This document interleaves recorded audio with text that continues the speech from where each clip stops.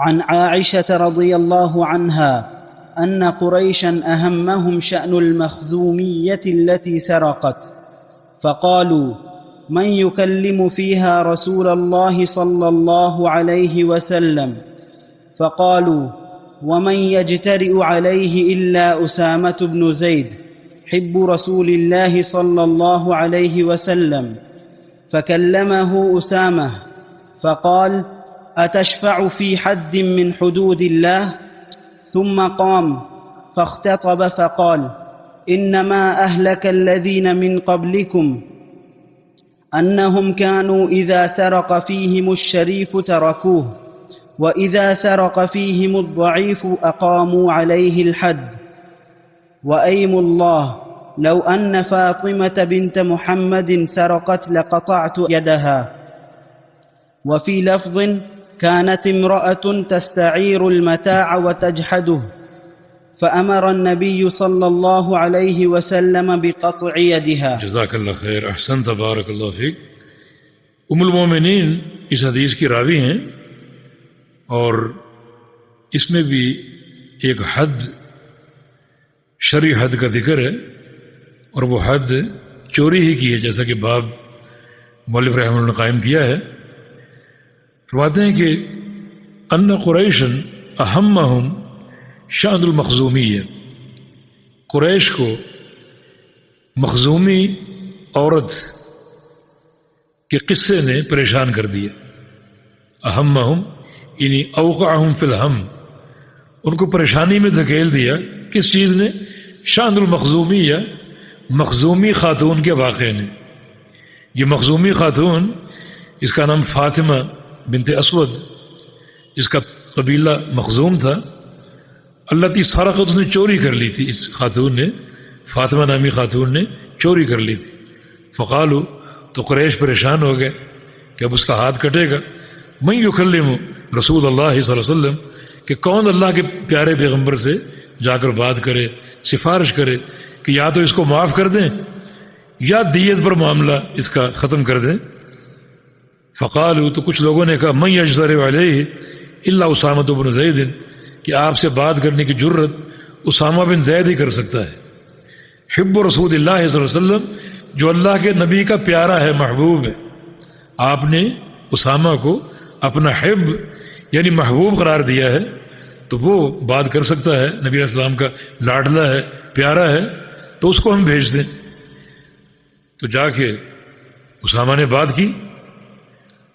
فقالت، رسول اللہ صلی اللہ علیہ وسلم نے فرمایا اتشفع فی حد من حدود اللہ، کہ اسامہ تم اللہ تعالیٰ کی حد میں سفارش کرنے آئے ہو. اللہ تعالیٰ کی حد میں سفارش کرنے کا کسی کو اختیار نہیں، یہ اللہ کا قانون ہے، اس میں کوئی سفارش بھی نہیں کر سکتا. چاہے جائے کہ معاف کرے.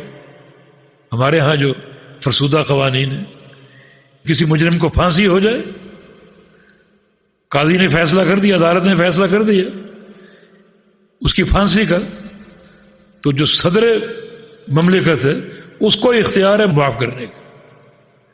یہاں سفارش نہیں کر سکتا، چاہے جائے کہ معاف کرے. یہ وضعی قانون بڑا خطرناک ہے. یعنی اللہ اور اس کے رسول کی شریعت سے ایک محاذ آ رہی، کوئی صدر ہو یا کچھ بھی ہو، اسے معاف کرنے کا اختیار کس نے دیا؟ تو اللہ کے پیغمبر نے فرمایا اتشفع فی حد من حدود اللہ، تم اللہ کی حد میں سفارش کرنے آئے ہو.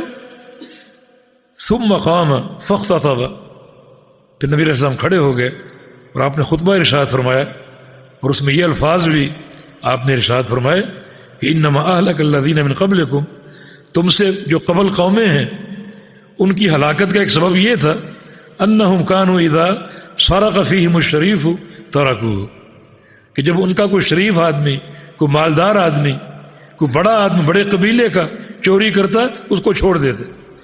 وَإِذَا سَرَقَ فِيهِمُ الضَّعِيفُ، جب کوئی کمزور آدمی چوری کرتا اقاموا علیہ الحد، تو اس کو پکڑ کے اس پر حد قائم کر دیتے.